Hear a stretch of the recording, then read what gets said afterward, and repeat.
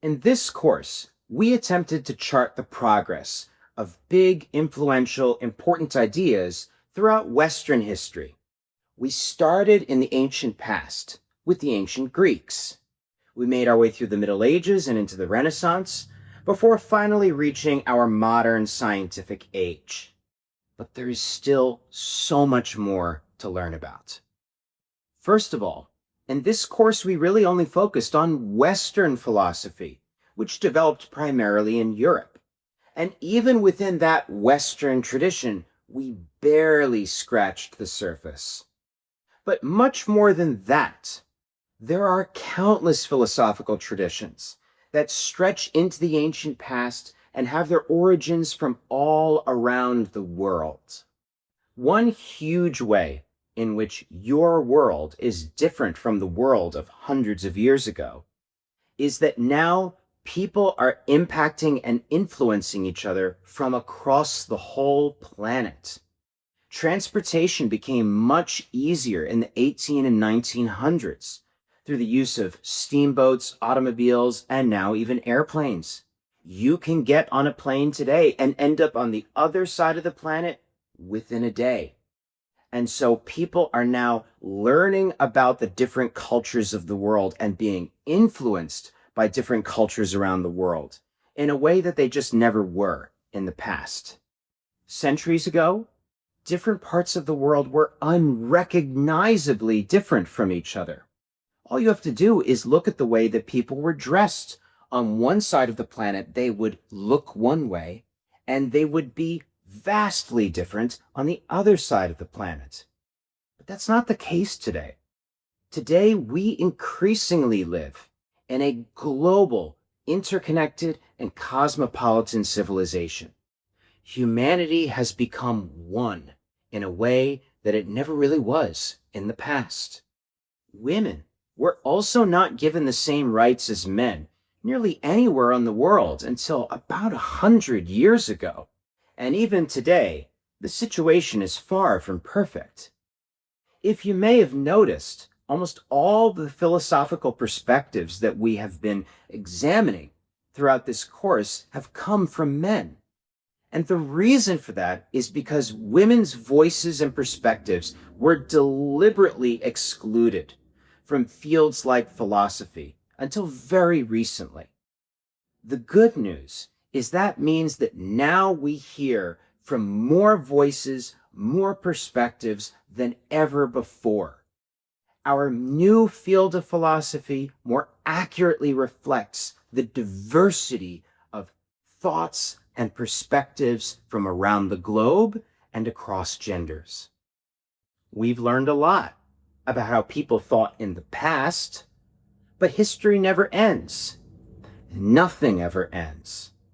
Things always continue on into the future.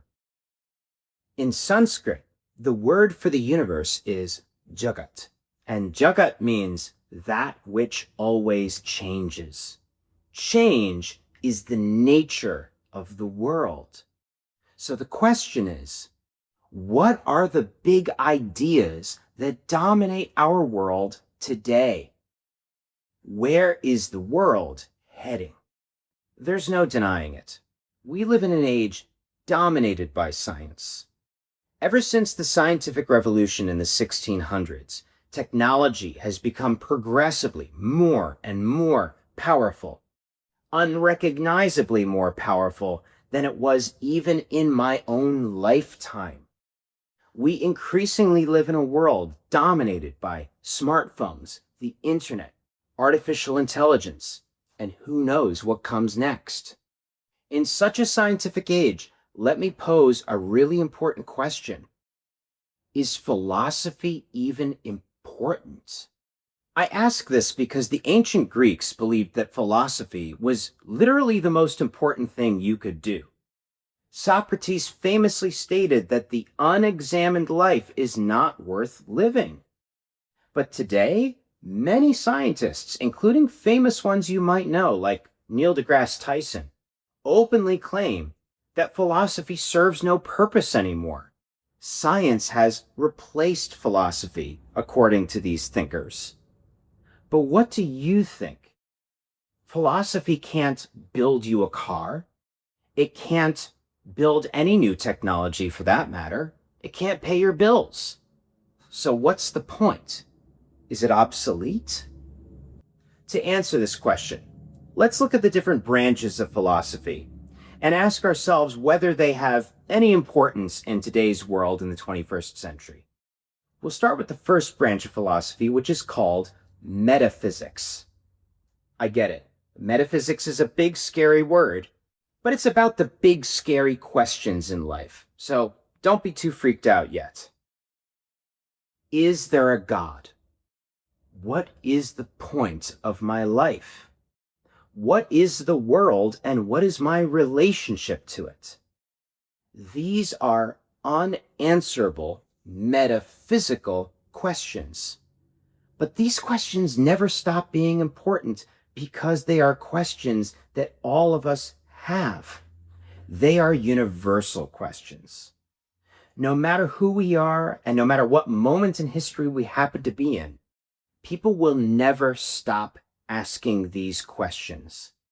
We might not be able to give definitive answers to them, but asking these questions is an essential part of what it means to be human. Our answers to these questions show who we are and show what we value. Here's another scary question for you. What should I believe? Should I believe what my parents or my teachers tell me to believe? Okay, but how do I know that those beliefs are true? How should I know the difference between what is true and what is false? Should I take things on faith, or is there another way? These sorts of questions relate to the second branch of philosophy, which is called epistemology. Epistemology is the study of how I know something to be true. How can I tell the difference between what is true and what is false? Well, since the 1600s, we increasingly live in a world in which people believe that the scientific method is really the only way of knowing whether something is true or not. To craft a hypothesis, to test that hypothesis in an experiment, to gather as much data and information as possible before coming to a reasonable conclusion. It's hard to argue with because the technology we've developed in the last few centuries, thanks to the scientific method, comes close to what our ancestors would have considered actual magic. But is that really the only way to know something is true? Are there other ways of being able to verify our knowledge? Many people believe that the scientific method is the only way of proving whether something is true or false. You might believe this also. You often hear people say that they believe in science. But let me ask you another question that might complicate your thinking. Do you love your parents? Are you sure? Almost all of us would universally answer, yes, of course we love our parents. But can you prove that scientifically? No, of course you can't. And so, does that change the way that you think about the question about whether something can only be proven true using the scientific method? If you believe that, how do you reconcile that with the fact that most of us know for sure that we love our parents, but we can't prove it? In the Middle Ages, people believed that the right way to do things was to follow what your ancestors did. That was the avenue to truth.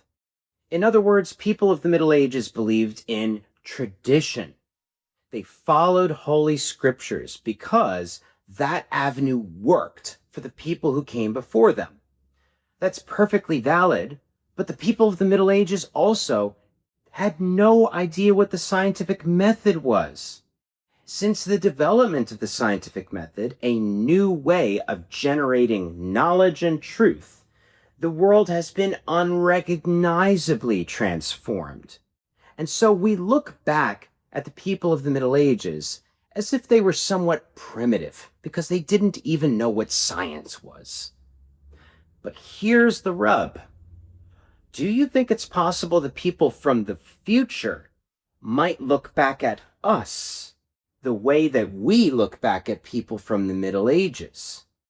In other words, do you think it's possible that in the future we might find a new, better way of generating knowledge and truth than the scientific method?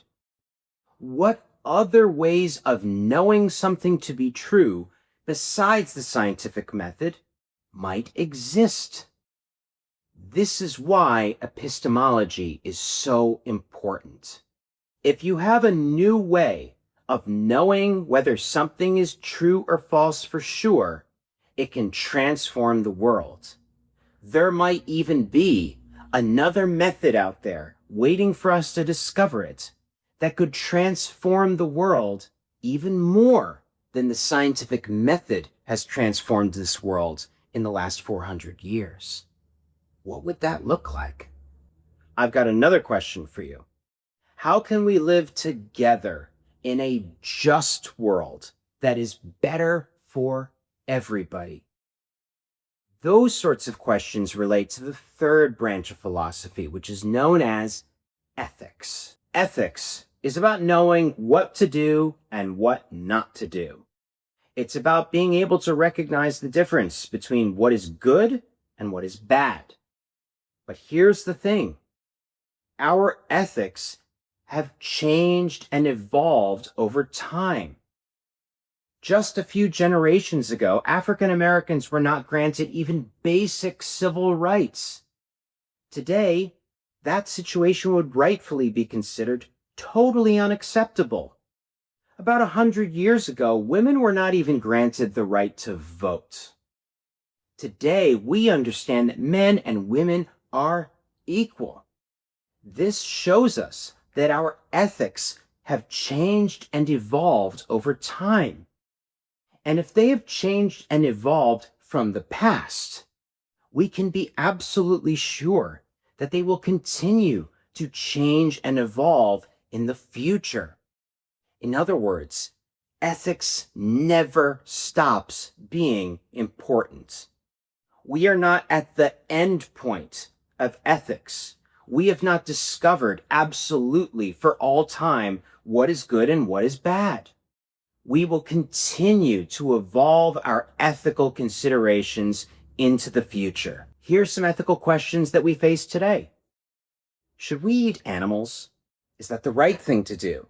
Or is it natural? Should we improve our DNA using genetic engineering and create generations of children who will be free of disease? Or is there a huge danger in playing God? What about artificial intelligence? Should we limit the use of artificial intelligence? Or is it going to set humanity free? Are there dangers in relying too much on artificial intelligence? What might those dangers be? This shows us that ethical questions never stop being important. For every single generation that comes to this earth, ethical questions are essential. To understand the fourth branch of philosophy, all you have to do is really look around. Go to the internet and go to the comments section of nearly any video or social media post. What you're going to find is people arguing with each other about nearly everything. But here's my question.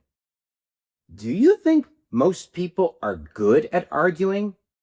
Do you think most people are making reasonable arguments? In other words, do you think that they are being logical? That's the fourth branch of philosophy, which is logic. Logic is the art of reasoning. It helps you make sure that you are thinking things through appropriately and coming to reasonable conclusions. Do you think this has any relevance for our world today? We're going to end this course with a quote that I think really sums up everything we've been trying to learn in the last 10 classes. Nothing is as powerful as an idea whose time has come. That quote comes from a French writer named Victor Hugo. Nothing is as powerful as an idea whose time has come. What big ideas do you think are going to shape our future, perhaps in ways that we can't even imagine? What is the big idea of our time, right here, right now? What consequences do these ideas have? I hope you've enjoyed this course. Remember to feed your curiosity and never stop learning. This concludes Lesson 10 of Big Ideas Throughout History.